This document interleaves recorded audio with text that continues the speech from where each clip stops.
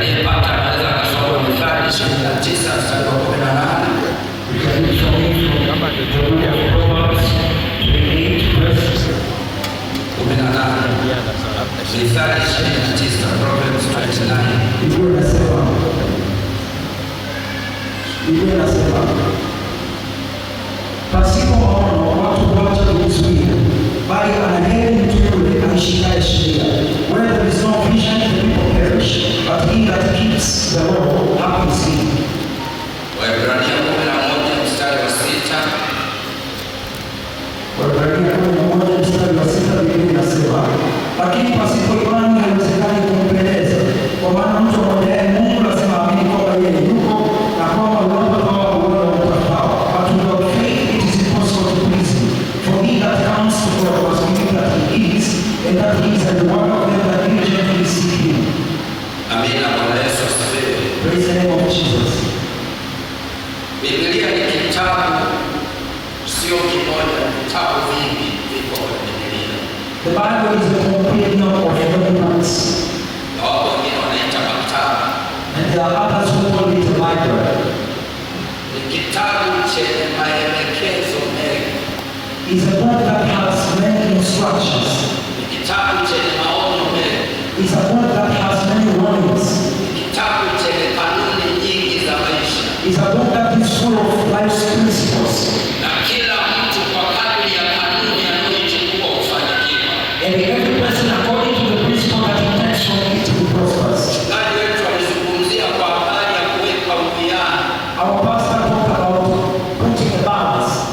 Usipoweka uwiano huwa unafanikiwa sehemu moja na kufeli wengine.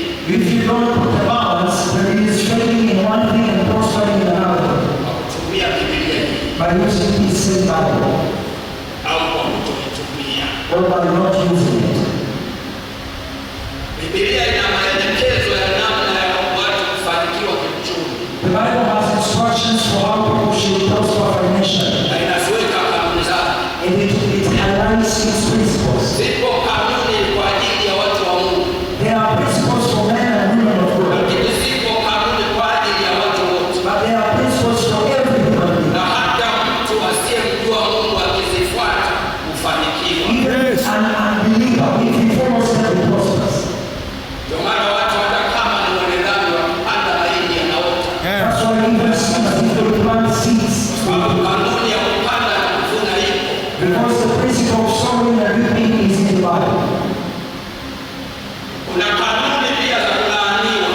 There are also principles for being cursed. Sababu Biblia inasema mtegemee mwanadamu amelaaniwa. Because the Bible says he who counts on a man is cursed. Maanake ukitaka kulaaniwa mtegemee mtu. Which means if you want to be cursed, depend on a fellow human being. Kuna kanuni za maisha marefu. There are principles for long life. Kuna kanuni za uongozi. There are principles for Kuna leadership. kanuni za maisha ya ndoa. There are principles for Kanuni za marriage. kufikiria. There are principles for Kuna kanuni za masomo. There are principles for Kila kanuni, kila kitu kwenye maisha kipo katika neno. everything in life is found in this one. Na kilichopungua. There is nothing that is missing. Neno limehakikishwa na kuonekana linatosha. This one has been measured and found to be sufficient for everyone. Biblia inatoa mifano ya watu The waliofanikiwa. Bible gives examples of people who were successful. Inatoa mifano ya watu waliofeli. It also gives examples of people who became failures. Inatoa mifano ya watu waliokuwa na mahusiano mema na Mungu. It also gives examples of people who had good Inatoa relationship with mifano God. ya watu waliokuwa na mahusiano mabaya na Mungu. It also gives examples of people who had bad relationship with Na God. matokeo yake. And the outcomes. Na tunapewa haya yote ili tujifunze. And we are given all these things so that we may learn. Ili tubadilike. So that we may change. Ili tuchague yaliyo mema. So that we may choose what is good. Yote yamo kwenye Biblia. Everything is in the Bible. Na ukichagua moja na kuacha lingine, And if you choose one and leave another, utafanikiwa kwenye hilo eneo moja you will prosper in that one area na kufeli lingine. and fail in another area. Wakati makanisa haya yanaanza huko kwa nyuma, When these churches were being established, mimi nilikuwa mdogo. I was a little kid. Yalikuwa ni makanisa yaliyojaji sana kiroho. is where churches that were full of spirituality na kusahau mengine yote. and forgetting every other thing. Tulikuwa tunaona Yesu anakuja baadaye, sio leo, baadaye. We were assuming that Jesus Christ was coming later on. Kwa hiyo vitu vingine vyote havina maana. So every other thing was meaningless. Na ilikuwa kawaida kumkuta mtu ana ndala zinachanganyika rangi.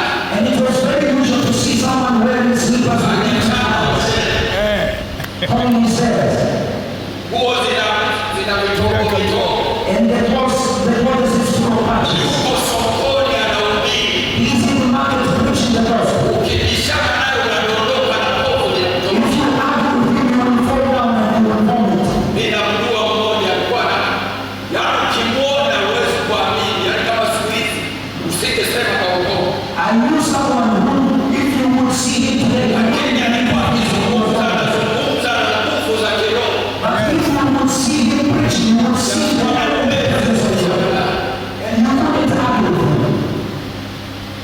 Alikuwa na nguvu za Mungu. He was full of God's power. Lakini maisha huko duniani But his life was full of miseries.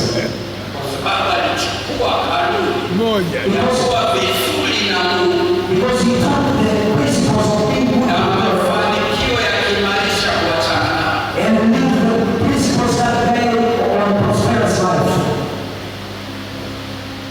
Saa hizi kinyume chake.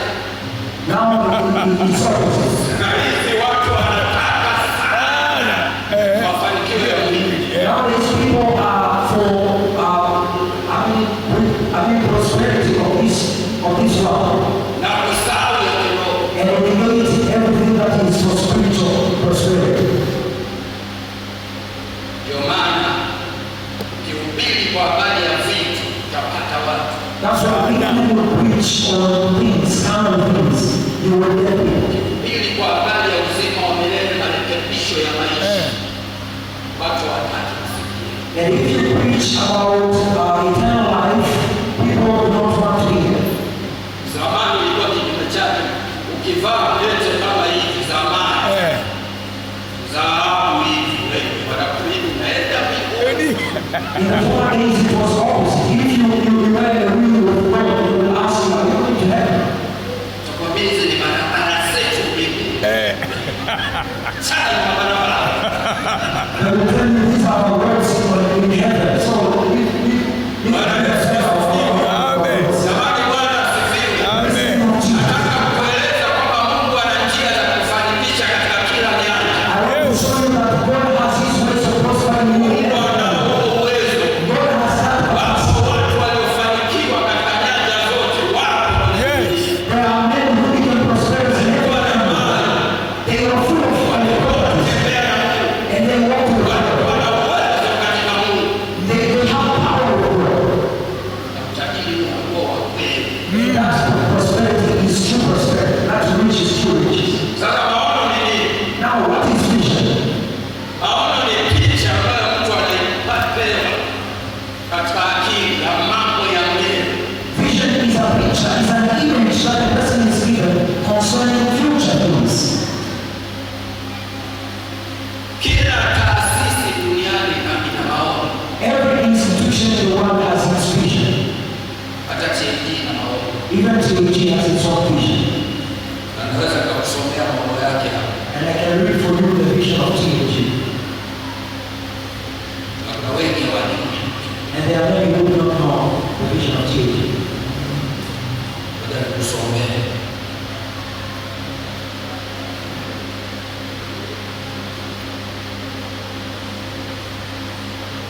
Bwana Yesu asifiwe. Praise the name of Jesus. Maono ya TNT yanasema hivi.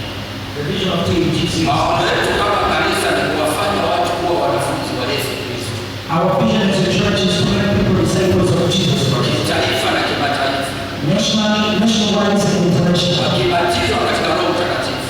Being baptized in the Holy Ghost, Huku tukiwa na ibada za kiroho. while having our spiritual service. Mafundisho halisi na sahihi. And true sermons and messages Maneno la Mungu. of the word of God. Na hivyo kuongezeka kwa kanisa. And to increase the church.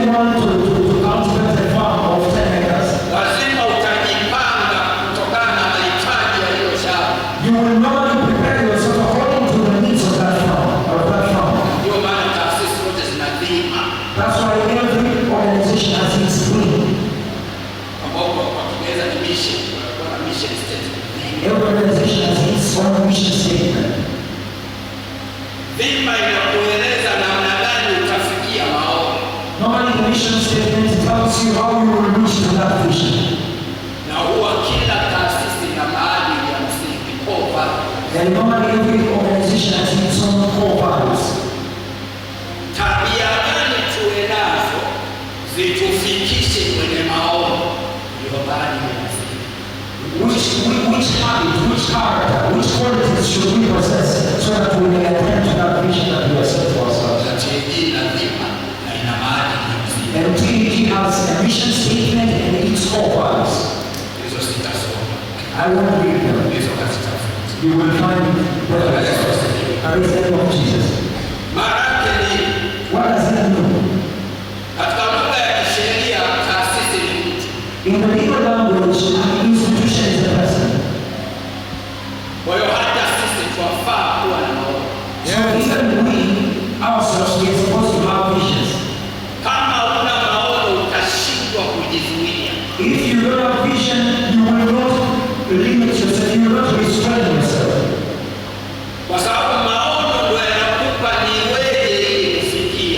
Because vision will discipline yourself so that you may attain to that. The vision will give you how to pray. It will give you how to behave. It will choose for you who should be your friend. There are visions that normally, determine for a person what to eat.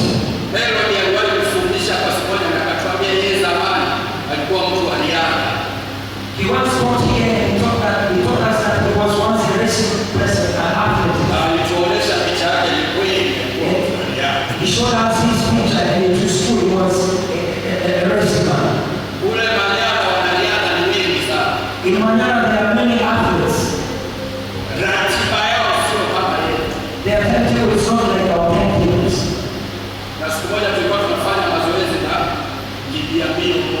And one day we were exercising with one of the athletes.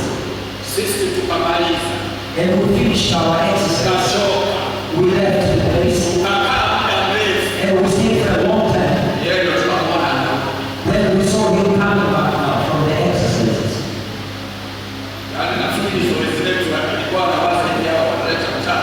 So I think he thought that these men are joking by the exercise that we did. Normally those athletes, even what they dress is different from us. What they eat is different from what we eat. The time they work is different from the time they work. The kilometers they run is different from the kilometers we run. Because of the vision that they have. God normally gives vision to people so that they may attend to their success. And if you don't have vision, it's a problem, such a mess. Because you will fail to restrain yourself. That's why you don't feel like praying, because there is nothing you're expecting. Someone who goes to heaven is different from the person who does not go to heaven. Because if your vision is to go to heaven, you will concentrate yourself. If your vision is to go to heaven, there is a way you will behave differently from others. But if you don't want to go to heaven, you will do anyhow, anywhere, anyhow, anything. You will narrate, you will listen to everything. You will look to anything. You can become a friend of anyone. Because you don't have a vision. What made Joseph to stand? Is a vision that he saw to become a leader. He accepted to work for everything that he wanted. Because he knew that sure that would become a leader. Jesus knew surely that he was coming to appreciate the Lord. And he persisted in every choice that he was doing. Because he saw where he was going. Praise the name of Jesus. Praise the name of Jesus.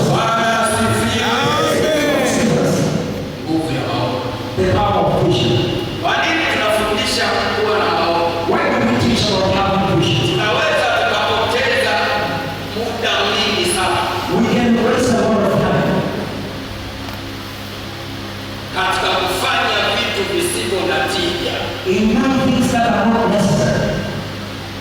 Yaani tunaweza tukawa na maombi ambayo hata sisi tukiulizwa umeomba nini wewe mwenyewe hujui. We can have prayers, and even the person asks us what we were praying for, we will not have answers. Ask your neighbor in the morning you were praying, what did you pray? You may find he doesn't even remember.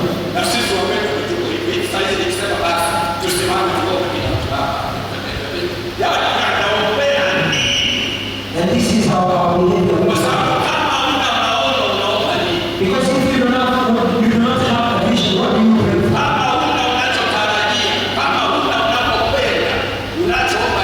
If you do not have anything you expect,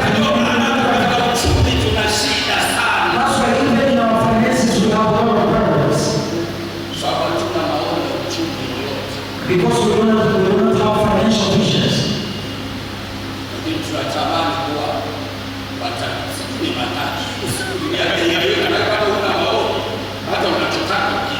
But we desire to be rich persons.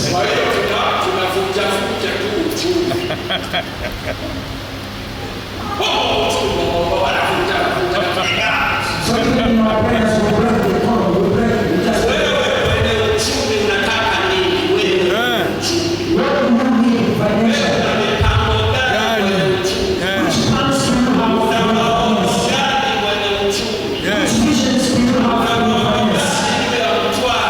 Which vision do you have for spirituality? Which vision do you have in concerning the finance of the church? That is what we pray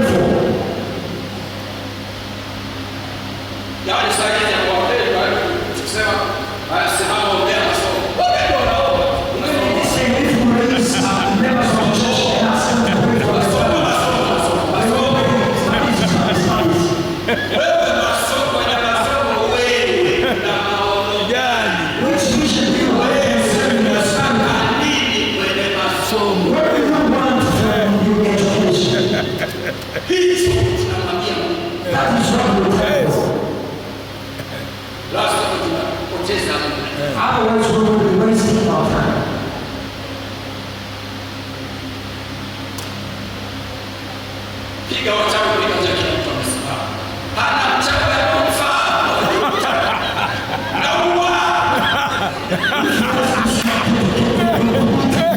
Which is the level we respond to.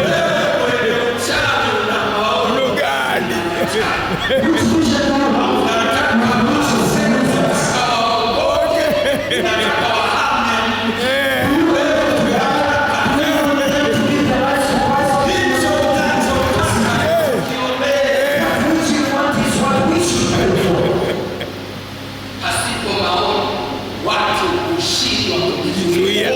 Without vision, people fail to put themselves under restraint.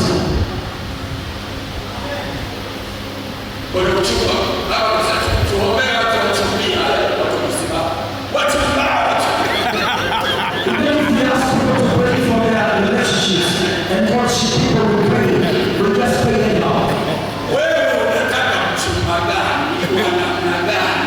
Mungu akusaidie wewe ukoje na ukimpata yupi atakusaidia.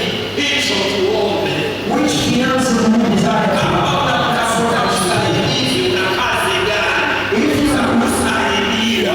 seeking for a help need, which spouses is he going to serve? Usaidizi atakwenda kazi. Unataka usaidizi, huna maono, huna chochote, atakusaidia nini? You have the help need, the help, but you don't have a vision. What is he going to assist you in? Habari za familia, unataka familia ya aina gani? Una maono gani kwenye familia? Watoto wako unataka wawe watoto wanagani? Ndio hayo maono, ndio namna unavyowalea. The same applies to our families. Which family do you desire to have? That's the vision that you have. Watu ambao wamefuata hizi kanuni wanataka watoto wao wawe viongozi. Na wanawalea. There are men who have followed these visions. They want their children to become leaders, and they bring them up in